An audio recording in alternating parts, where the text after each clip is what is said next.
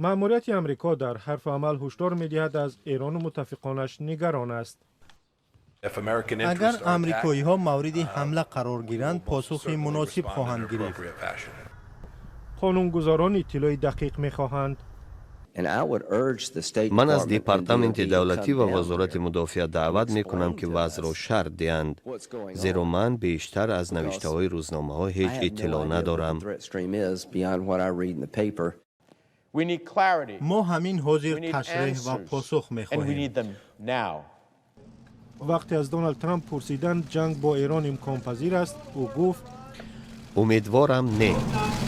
بعضی ها میگویند وضع فعلی سال 2003 عرفه عملیات امریکا در عراق را به یاد می‌آورد.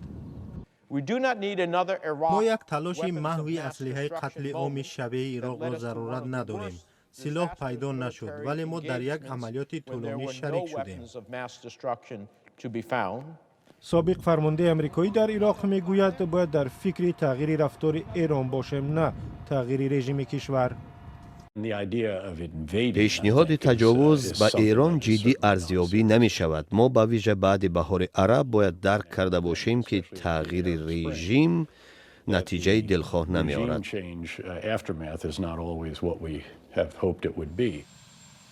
اکثر جمهوری خواهان اقدام های مأموریت پرزیدنت ترامپ را پشتیبانی می کنند.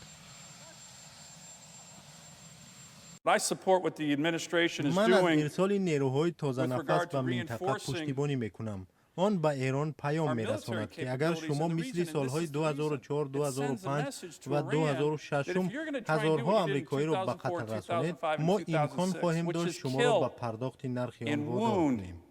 Thousands of our military members that we are going to have the capability to make you pay.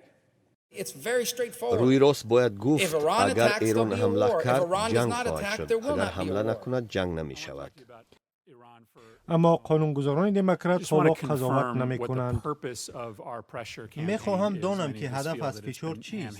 بسیاری ها مثل ما فکر می کنند که این یک عمل خامی بدون هدف معین است. مردم امریکا حق دارد داند که چه اتفاق افتاده است. اگر پرزیدنت و جمهوری خواهان کنگره برنامه به جنگ وارد کردن امریکا را دارند، در خاور میانه هم باشد، مردم امریکا باید داند که چرا.